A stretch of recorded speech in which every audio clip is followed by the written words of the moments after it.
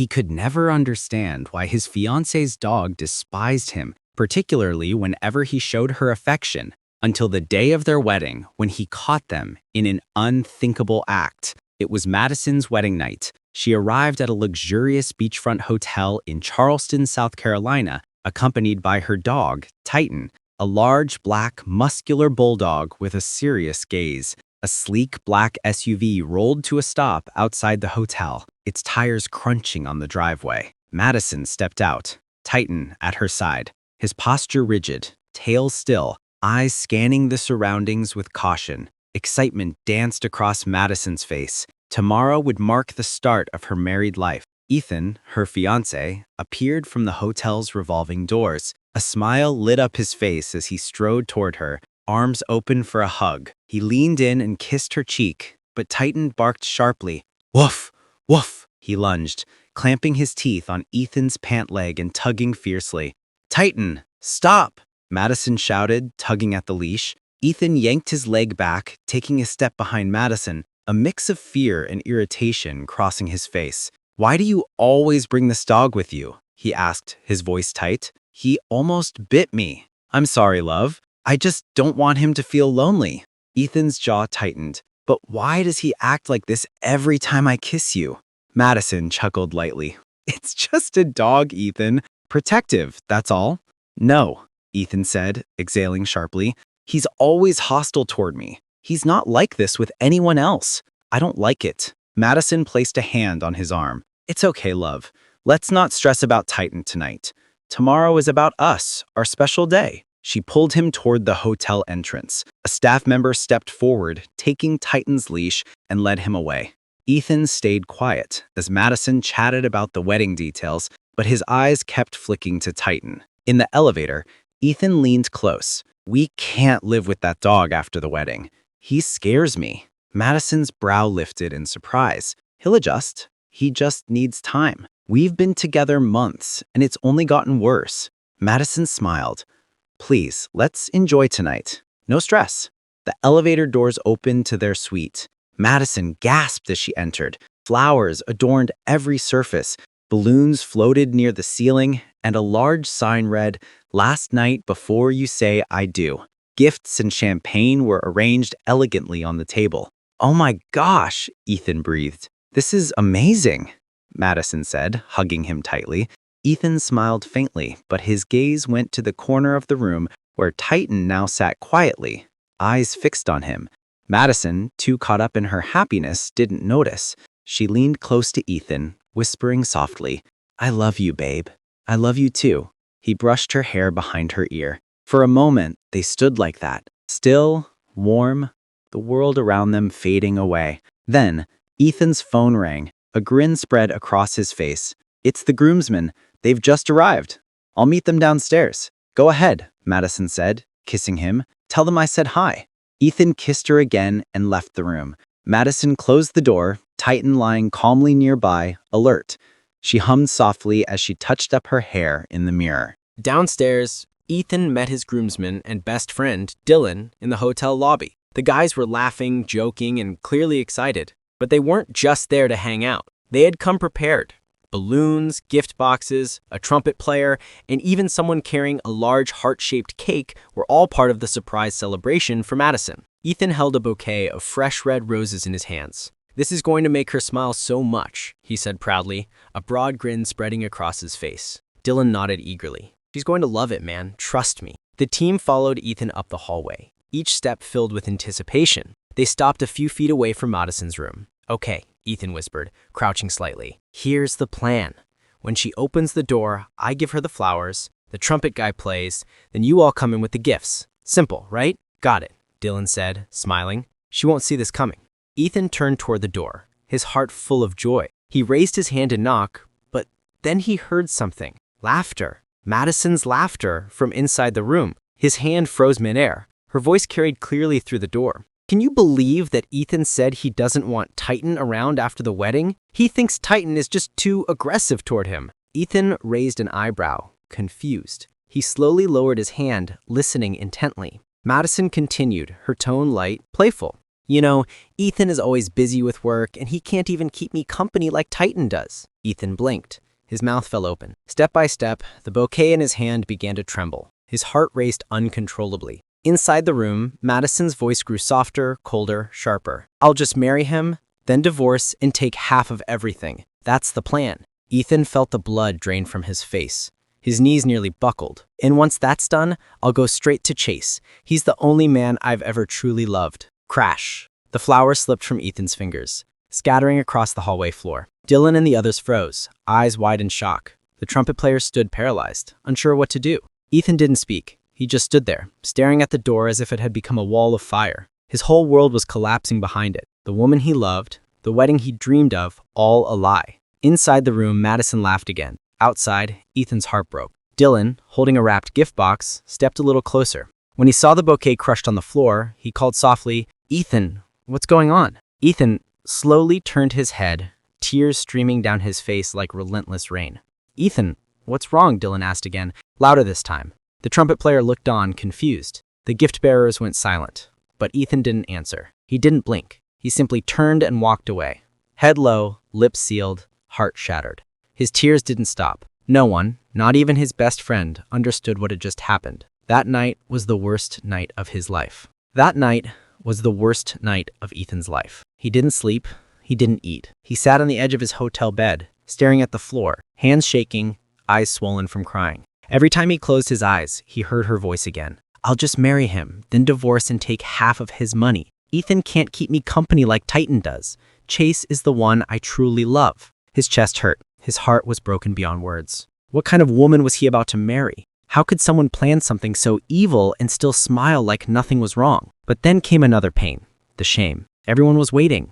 The wedding was only hours away. His family had flown in. The money he spent, thousands of dollars, the suits, the venue, the gifts, the expectations. How could he cancel now? How could he face everyone and say, she's not who I thought she was? His head dropped into his hands and he cried harder. Outside his door, Dylan and the groomsmen were knocking. Ethan, open the door, please, Dylan begged. What's wrong? Talk to us. But Ethan didn't answer. He didn't move. He just sat there in silence, surrounded by the sound of his own pain. Morning came. The sun was shining, birds were singing, but Ethan's world was still dark. To everyone's surprise, he got up quietly. No one saw him cry anymore, but his eyes were empty. He showered, shaved, and put on his suit. He looked like a groom, but he didn't smile. Not once. The groomsmen followed him around, worried. Are you sure you're okay? They asked. Ethan gave the same answer over and over. I'm fine, but he wasn't. They arrived at the grand wedding hall. Huge chandeliers hung from the ceiling. Gold chairs lined the aisles. Soft classical music played in the background. The place looked like a palace.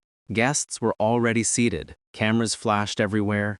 Everything looked perfect. Ethan walked in cold and quiet. He didn't wave. He didn't greet anyone. He simply went straight to his seat in front of the altar and sat down. People whispered among themselves, wondering what was wrong. Minutes later, Madison arrived. She entered the hall looking like a dream. Her gown sparkled under the lights. She smiled proudly, holding her bouquet as she walked with her bridesmaids. People clapped. Phones clicked. Some even stood in awe. She looks like a queen, someone whispered. Madison walked down the aisle and sat beside Ethan. She leaned in to whisper something sweet, but Ethan didn't respond. He didn't even look at her. His face was calm, too calm. The smile slowly faded from Madison's lips. The wedding began. The officiator stood tall, ready to speak. But before he could say a word, Ethan lifted his hand and said, "Wait." Everyone turned toward him. He reached out and asked for the microphone. "I have a surprise for my wife-to-be," he said in a strong, clear voice. The crowd cheered and clapped. Madison smiled wide, thinking it was another gift, maybe flowers, maybe a song. She loved surprises. But behind her, Dylan and the groomsmen looked worried. They glanced at each other nervously. Something didn't feel right. Ethan stood in front of everyone. His face was unreadable, his voice calm, but there was something heavy hiding underneath. What he was about to say would break the room in half. Without saying another word, he slowly turned to the media team standing by the stage. He gave them a quiet signal with his hand. They paused for a second, confused. Then one of them nodded and pressed play. The wedding hall fell silent. You could hear the sound of a pin drop. Even the children stopped moving. Everyone leaned in, expecting a love song or a sweet message. But what came next shook the entire hall. Ethan is always busy with work, And besides, he can't keep me company like Titan does. He's too weak. Honestly, I would never have been with him if he wasn't rich. I'll marry him, then divorce him and take half of everything he owns. After that, I'll be with Chase, the real love of my life. Gasps filled the room. People turned to each other in shock. Cameras flashed. Madison's bridesmaids froze. Dylan clenched his fists, jaw tight. The officiator's mouth opened, but no words came out.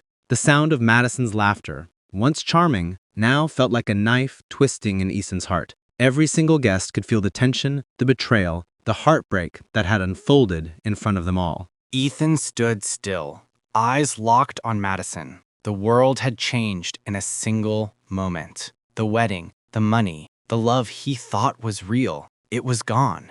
Guests covered their mouths. Some dropped their phones. A few women looked away, shaking their heads. Whispers broke out like wildfire. What? Is that really Madison's voice? Oh my God, someone gasped. Madison stood there, frozen. Her hands shook, her legs weak. Her smile disappeared.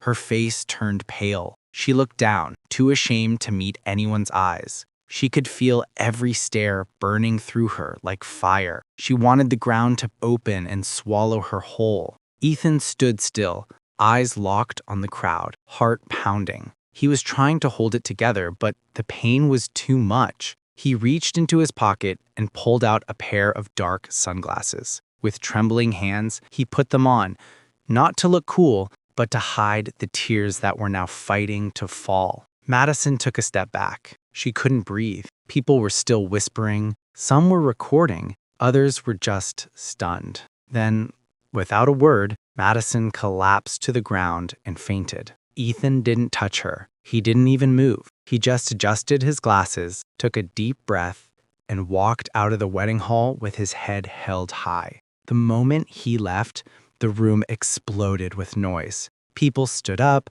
others rushed outside, some shouted, some gasped. The once beautiful wedding venue was now in complete chaos. Flowers were stepped on, chairs were knocked over, but no one cared. All eyes were on the groom, who had just exposed the biggest lie of his life. When Ethan got home, the silence of the house felt louder than all the noise from the wedding. He closed the door behind him slowly. Then he fell face down on the bed, his suit still on, the glasses still in his pocket. He finally let go, and he cried. He cried like a baby, not just tears, but deep, painful sobs. Tears soaked the pillow. His chest shook with every breath. His heart felt like it was breaking piece by piece. He couldn't believe it. She had used him, lied to him, planned to destroy him, all while smiling and calling him babe.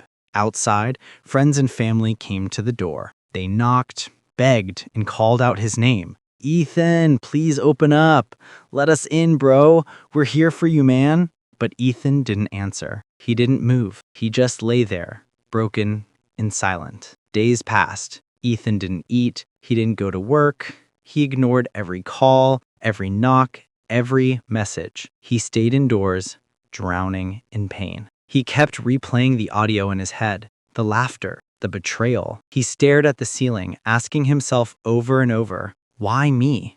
What did I do to deserve this? Weeks passed. The sun came and went, but inside it always felt like night. His family tried everything. Friends came with food. Even Dylan brought a counselor, but Ethan refused. His body was weak, but his mind was busy, burning with one thought. How do I make her feel what I felt? How do I get revenge in a way she'll never forget? And how will I ever find someone who loves me for me? Not my money, not my name, not what I have, but for who I truly am. He didn't have the answers yet, but one thing was sure. He wasn't going to stay broken forever. Something in him had changed. And when he stood again, he wouldn't be the same Ethan. After the shame and heartbreak, Ethan just wanted to disappear. He was tired of the stares, tired of people pointing fingers, tired of whispers that followed him everywhere he went. Some people acted like they felt sorry for him, but most just laughed behind his back. He had become the groom who got betrayed at the altar, a walking headline, a joke to many. So Ethan made a decision to leave everything behind. He packed a few clothes, no luxury, no noise, just silence. He didn't tell anyone, not even Dylan. Ethan had moved to a small, developing city far from the spotlight, where nobody knew his name. He rented a modest, one-bedroom house in a quiet neighborhood. The streets were dusty. The people were friendly. It wasn't fancy, but it gave him peace. He had left the designer clothes, the gold watches, and the flashy life behind. Each day, he walked to the market, to roadside stores, or the nearby cafe. No cameras, no gossip, no whispers, just fresh air and a chance to breathe again. It wasn't easy, but it was better than living in constant pain. One cloudy afternoon, Ethan walked down a busy street. As he crossed a muddy corner to reach a small store, a car sped past him. Splash! A wave of dirty water flew up and soaked him from toe to toe. He stood there, dripping, muddy, embarrassed. He looked like someone who had fallen into a gutter. The car skidded to a stop just ahead. A young woman quickly jumped out. "I'm so sorry, sir," she said, rushing toward him. "I didn't see the water. I was rushing. Please forgive me." Ethan looked up slowly. Her face was soft, worried. "It's fine," he said calmly, wiping mud off his arm. But she didn't stop. She ran to her car, grabbed a clean towel from the back, and gently tried to wipe the mud from his clothes. "It's okay," Ethan repeated. "You can go where you were heading. I'll be fine." "Are you sure?"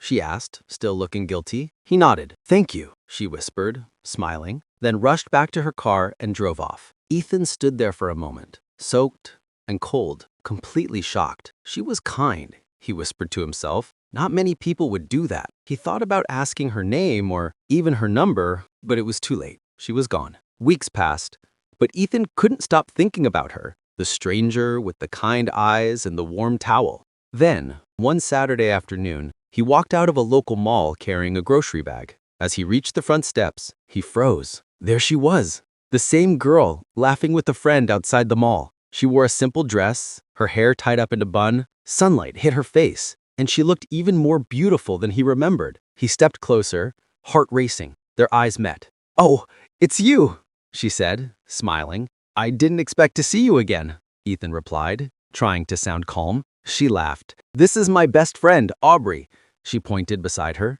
"And I'm Harper." "What's your name again?" she asked. "I'm Ethan.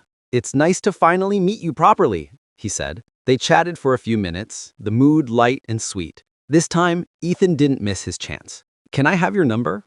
he asked. Harper smiled and handed him her phone. He typed in his number and saved hers. From that day forward, they talked often. Morning texts, evening calls, weekend chats. For the first time since the wedding disaster, Ethan felt something warm in his chest again. It wasn't full love yet, but it was a spark. Harper was different. She listened when he talked. She asked about his life, but never about his past. She was gentle, funny, honest, and never judged him. One evening, after a long phone call, Ethan finally asked, "Would you be free to go out with me this weekend?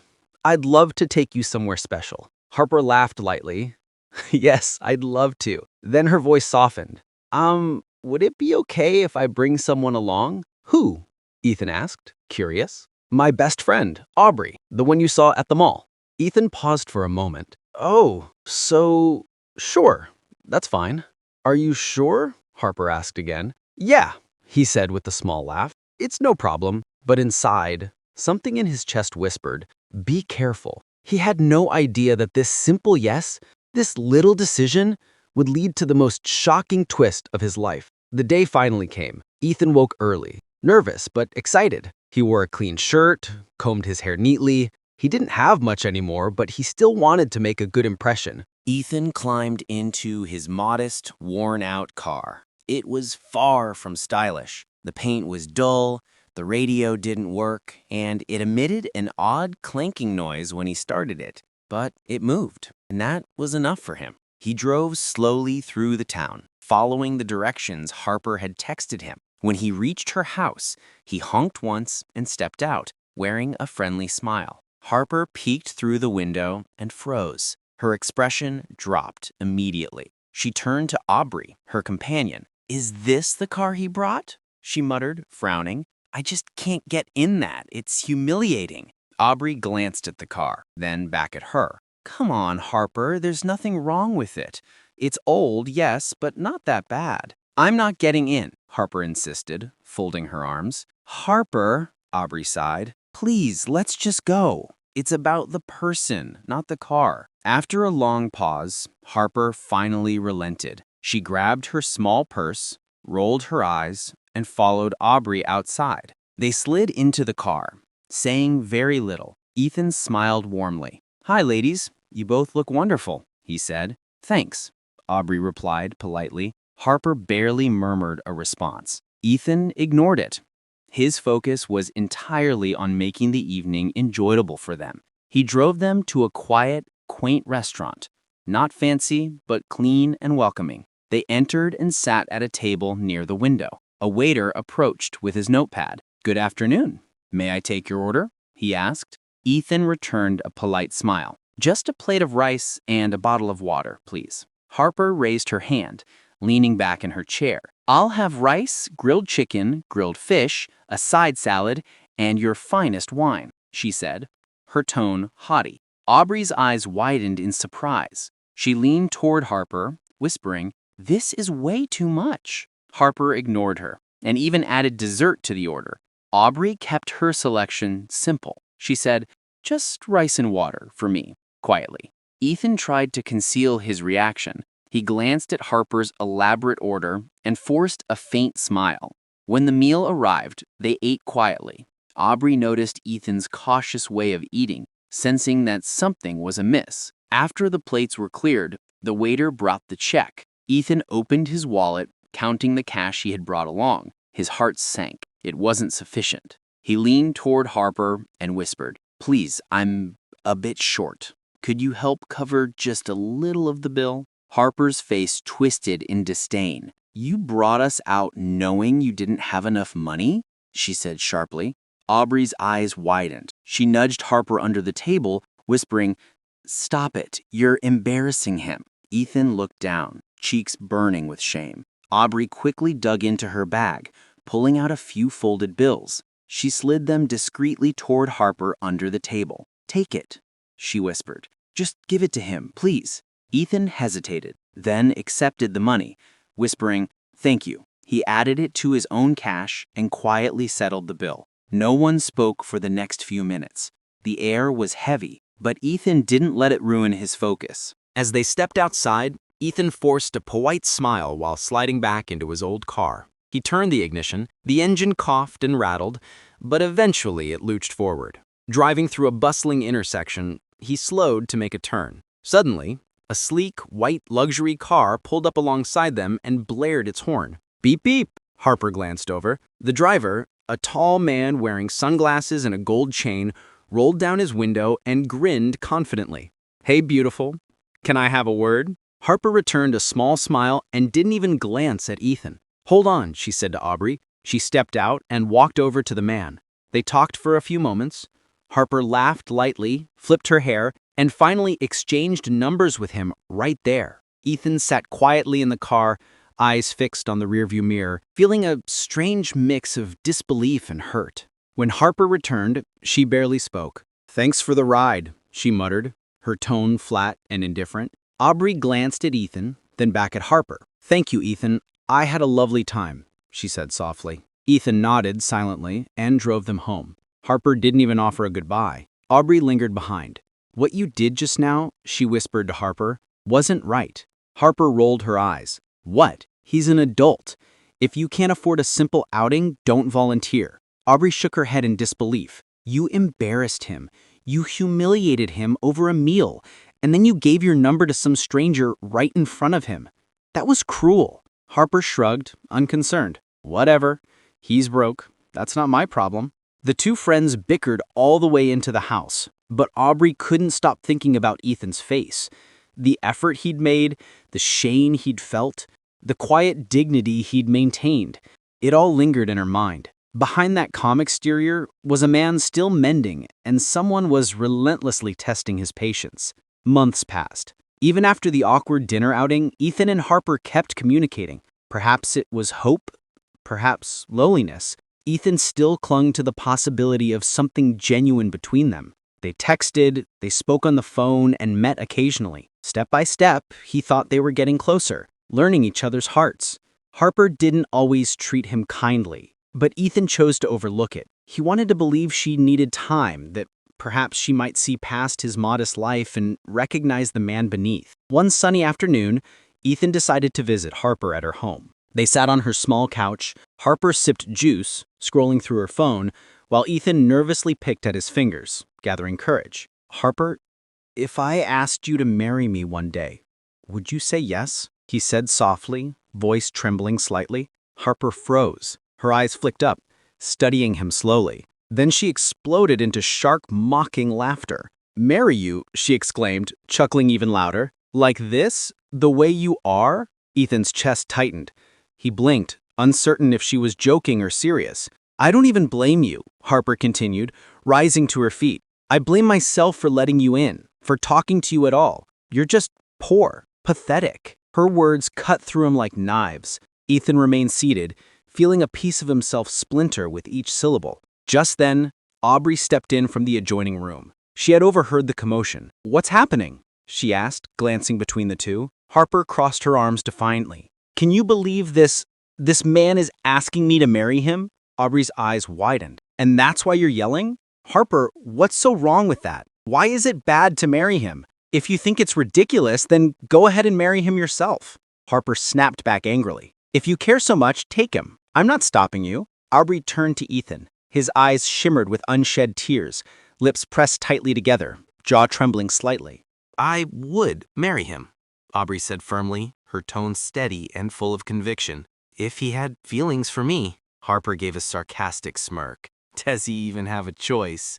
she sneered. "Stop it, Harper," Aubrey snapped sharply. "Enough." She stood, walked over, and sat beside Ethan, her voice softened into a tender whisper. "Ethan, please don't take her words to heart. I'm sorry. I know what she said hurt you, but don't let it destroy your spirit." Ethan slowly lifted his gaze, eyes glassy with emotion. "Do you really think anyone could ever love me the way I am now?" Aubrey smiled faintly. "Yes, Ethan, a lot of women would. You're kind, genuine, and good-hearted. That means more than wealth ever could." He stared at her for a moment, his voice low and trembling. "Would you?" he asked softly. "Would you build a life with me? A home? A family?" Aubrey swallowed hard, hesitating. I would have said yes, if I knew your feelings for me were real." "I do," Ethan said quickly, his voice breaking with sincerity. "From the very first day we went out, I did. I just didn't want to come between you and your friend." Harper rolled her eyes dramatically. "You both can go ahead. I'm done. Date, marry, do whatever you want," she said with a fake smile, turning toward the window. Just then, the sound of a smooth engine echoed outside. A sleek white luxury car glided to a stop in front of the house. The engine purred like a wildcat, rich, flawless, commanding attention. Moments later, a tall man in designer clothes stepped out. Marcus, the same flashy guy Harper had met during the restaurant outing. He carried several shopping bags filled with expensive clothes, perfumes, and shiny boxes. "Baby, I'm here," he called out with confidence. "Marcus!" Harper rushed to the door, threw her arms around him, and began unwrapping the gifts right there. Marcus peeked inside the room and spotted Ethan sitting beside Aubrey. "What's going on here?" he asked with a mocking smirk. "Can you believe this broke guy was just asking me to marry him?" Marcus burst into laughter.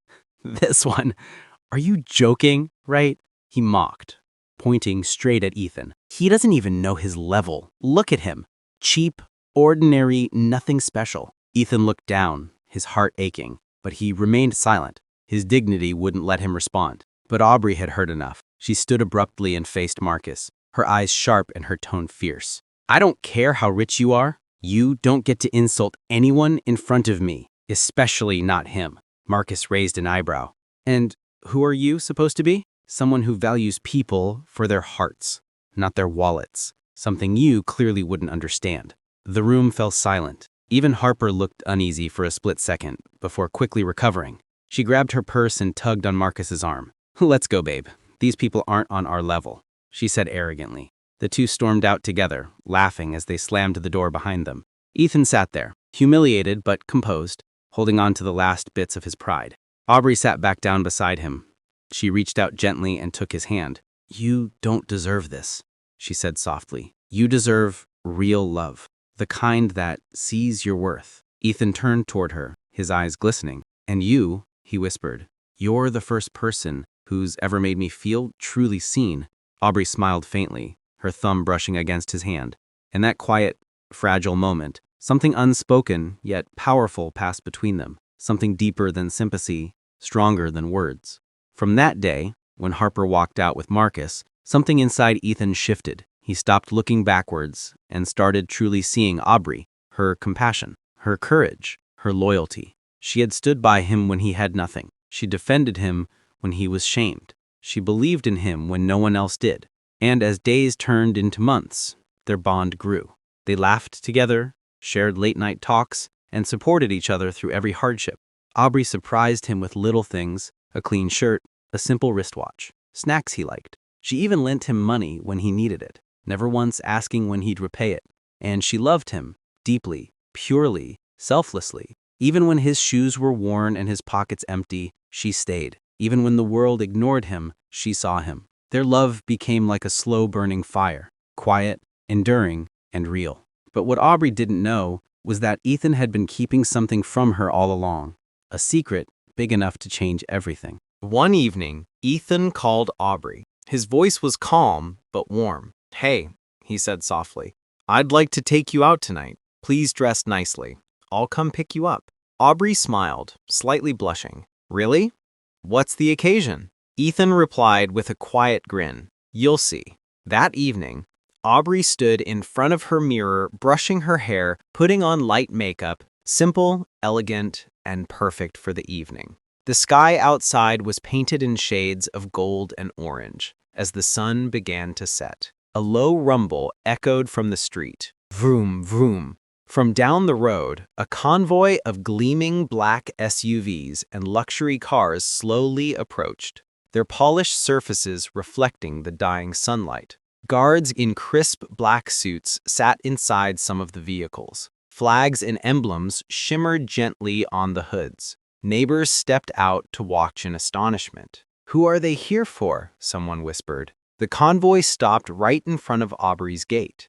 The first car's door opened, and a tall, well-dressed bodyguard stepped out. He calmly walked to the back door of another vehicle, opened it, and Ethan stepped out. He looked dazzling, wearing a deep navy blue tailored suit, shining leather shoes, a subtle gold watch glinting on his wrist, and his hair perfectly groomed. The faint scent of his cologne reached Aubrey. She stood frozen, heart pounding. "Ethan," she whispered, eyes wide. What is all this?" Ethan approached gently. "Aubrey, I'm not who you thought I was." Confused, she asked, "What do you mean?" "I'm not poor. I never was." Aubrey blinked, speechless. "These cars, the staff, the security, all mine. I wanted to find someone who would care for me, not for my wealth or status, but for my heart. You stayed when everyone else walked away." Aubrey's chest tightened. You mean all this is yours?" "Yes," he smiled gently. "But wealth means nothing without someone who sees you for who you truly are." "And where are we going?" she asked quietly. "You'll see," he said with a warm smile. The convoy pulled into the grand driveway of a 5-star luxury hotel. Golden lights reflected off glass and marble. Uniformed attendants lined the entrance, bowing slightly. "Welcome, Mr. Ethan," they greeted. Aubrey's eyes widened. They know your name?" Ethan gently squeezed her hand. "Yes, but more importantly, they know the man who loves you." As they entered the sparkling lobby, the soft notes of a grand piano floated in the air. Waiters in white gloves waited nearby, ready to serve. Aubrey's gaze stayed on Ethan, realizing that the man who had once seemed ordinary was actually extraordinary, and his heart was the greatest treasure of all. Ethan and Aubrey stood at the center of the hall, the golden chandeliers reflecting soft light on their faces. Aubrey's eyes were wide, still trying to take in the opulent surroundings. Every detail, the crystal vases, white and gold table settings, glowing rose arrangements spoke of elegance and sophistication. Across the room, Harper froze. Her jaw dropped, and her eyes widened. "Is that Ethan?" she whispered incredulously. "And Aubrey?" A nearby man, one of Ethan's assistants, glanced up from his glass. "What are they doing here?" Harper asked louder this time. "Who allowed him in a place like this?" Ethan didn't flinch. He held Aubrey's hand firmly, moving confidently toward the front stage. Harper's high heels clicked sharply on the polished floor as she hurried to follow, her face a mask of disbelief. When they reached the stage, the assistant inclined slightly in respect. "Good evening, sir," he said calmly. Aubrey turned sharply. "Sir?" she whispered to Ethan, confusion clouding her expression. "Yes," Ethan said, a quiet smile tugging at his lips. "Yes, sir." Harper blinked, stunned. "Wait, what did you just say?" "I said, 'Good evening, sir,'" the assistant repeated politely. "You're calling him sir?" Harper's voice cracked. "Yes, he's my employer." The Harper staggered back slightly, struggling to comprehend. I thought you were just someone simple. I work for him." "Yes, I'm one of his chauffeurs. The white car you saw earlier, just one of many he owns." The room grew silent. Harper's face drained of color. You're the owner of all this? You've been testing me?" Her voice trembled with realization. Ethan met her gaze steadily for the first time. "I wanted to see who would love me without considering wealth, without pretending. I gave you a chance. I wanted to see your true heart, and now you've shown it." Tears welled in Harper's eyes. "All this time, you pretended to be modest?" Ethan nodded. "I was weary of false love. I wanted something genuine, someone who would stand by me for me, not my wealth or status." Harper looked at the assistant, then at Ethan, and finally at Aubrey. Her hands shook. Her voice fell to a whisper. I misjudged everything." Ethan's expression softened. "You don't need to know how much someone has before you treat them with respect. Kindness should never depend on wealth." Aubrey's hand squeezed Ethan's gently. She looked at him with admiration, realizing even more deeply the man she had grown to trust, the man whose heart had remained strong and patient through betrayal, humiliation, and false appearances. For Harper, the lesson was painful but clear, and for everyone in the room, the evening became a testament. True character shines brightest when the lights are dim, and wealth alone cannot define love or loyalty. The hall had finally calmed after the chaos. Ethan and Aubrey stood near the stage, their hands still entwined. Harper had been escorted out, her face flushed with anger and humiliation. The guests murmured quietly, still stunned by the drama that had unfolded. Ethan looked down at Aubrey and smiled gently. "Are you okay?" he asked softly. Aubrey nodded, her eyes glistening with tears of relief and joy. "I've never seen anything like that," she whispered. You really planned all this?" Ethan nodded. "Yes, but not to hurt anyone," he said. "I did it to reveal who was sincere and who was not. And you, Aubrey, you proved yourself true." Her lips curved into a small smile. She said quietly, "I only did what felt right." Ethan took a deep breath and turned to the crowd. "Everyone here has seen something tonight. Some of you saw loyalty, some of you saw greed, and some of you saw love that stands firm, even when everything else fails." He knelt down on one knee before Aubrey again, the golden lights glinting off a sparkling ring in his hand. "Ethan," said, voice steady, "will you marry me? Will you let us build a life together, founded on honesty, trust, and love?" Gasps filled the room. Aubrey covered her mouth, overwhelmed. Tears streamed down her cheeks. "Yes, Ethan, I will." The hall erupted with applause. Guests cheered, some rose to their feet, and the soft music resumed as Ethan gently placed the ring on Aubrey's finger.